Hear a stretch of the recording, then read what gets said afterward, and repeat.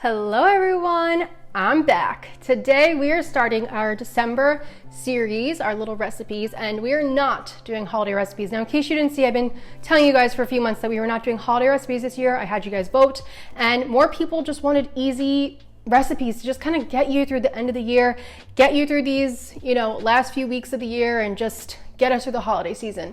If you do need holiday recipes, I uploaded 3 holiday compilation videos from the years previous past on November, appetizers, sides, mains, desserts, everything. So you could check those out because I've done a lot of holiday recipes over the years.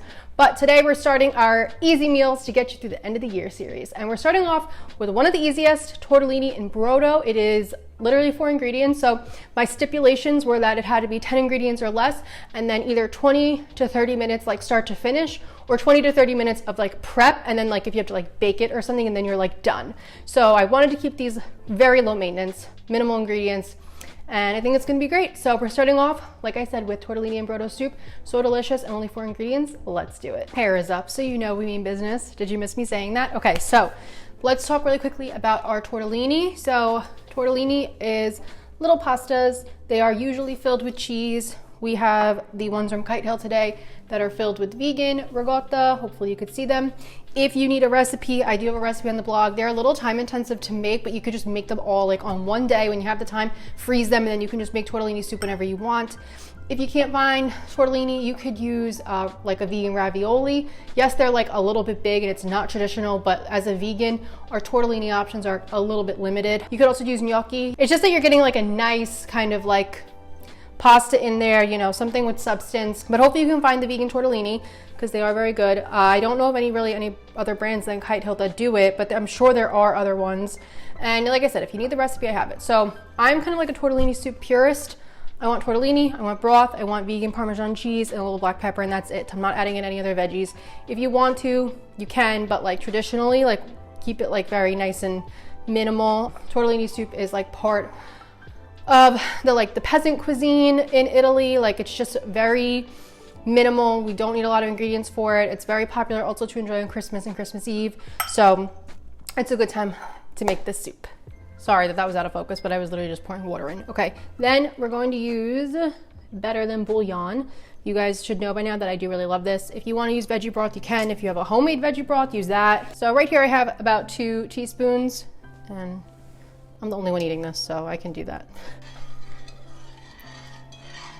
So I'm just mixing it up and letting that Better Than Bouillon dissolve into the water here. My broth is starting to boil a little bit. I'm gonna add in just a dash of black pepper, like literally just a tiny little bit, not too much. So the broth is at like a nice rolling boil, so let's add in those tortellini. Let these cook up for a few minutes until they kind of float and look a little chubby. Just give them a little mix around. They're so cute in there, look at them. There's really not too much to do here. Just give it a mix every once in a while. You could see though, they're already getting like a little bigger. Should only take them maybe like 5-ish minutes. And you don't want them to be like so soft that they break on you. You just need them to be cooked. These are looking pretty good. See how much chubbier they've gotten? Like I feel like you should hopefully be able to tell a difference when we first put them in. At this point, it's done. That's really all there is to this soup. It's literally the easiest thing ever. You just need, like I said, the few ingredients. I might throw in another little sprinkle of black pepper just because I do like it in there. But the important thing is you just need to keep an eye on these tortellini and make sure that they're getting, chubbier and boiling. So let's plate it up. I have like a very vivid memory of going to a restaurant and getting tortellini and Brodo and burning my mouth so badly because it's such a hot, it's so hot in here, Now how much broth you want to add is up to you. I don't like there to be too much broth. Like I want it to kind of be a little less broth compared to the tortellini in there. So that's a you thing, okay? And then the final thing we can add to this is just some vegan Parmesan using BioLife. I'm gonna just grate it over top.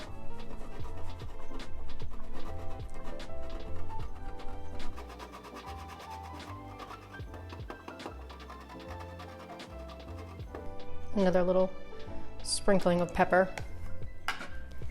And that's that's it. That's the soup, guys. So that's really all there is to this soup. I'll give you guys a taste test. I mean, I already know that I love this soup because it's one of my favorite soups ever. I'm very impressed with the Kaitel tortellini, I have to say. They are very good. If you want to add a little more salt in, you can. I feel like with the cheese and the better than bouillon, for me it's enough salt. For somebody else, they might want more salt. So, I love the little bit of black pepper. A little bit of black pepper. And you're gonna get maybe like 2 to 3 servings from this. It's not a huge soup, so if you want to double it. And then I would probably serve this with like a nice little salad, or if you want to do like just a frozen veggie microwaved and then some bread, or if you want to make some crispy tofu or something. But this is a nice hearty bowl of soup. I know, just because it's like just broth and pasta, but it's nice and hearty.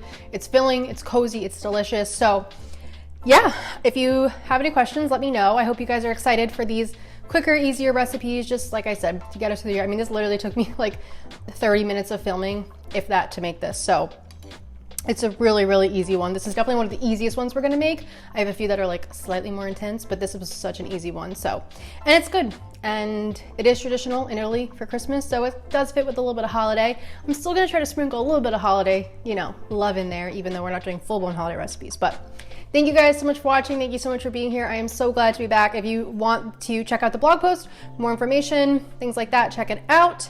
Ingredients written in the description box down below. And I'll see you soon with another easy meal to get you through the end of the year. Bye.